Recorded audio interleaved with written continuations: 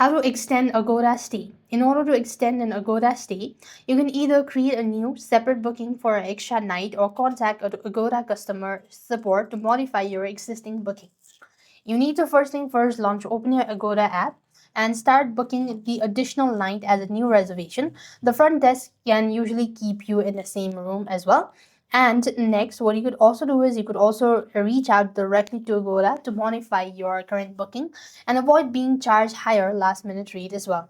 Next, you could also use a self-service link in your confirmation email to check if your booking is eligible for date change or not. And you could also ask the front desk about extending, especially if you have already checked in as well. And this way, should be able to extend a Agoda stay. And extending depends on the room availability as well. And price for extra days may differ from your original booking as well. And if you make a new booking, you might need to check out and back in. So hotels often allow you to stay in the same room as well. So with that, we've completed our steps. Thank you for watching. See you in the next video.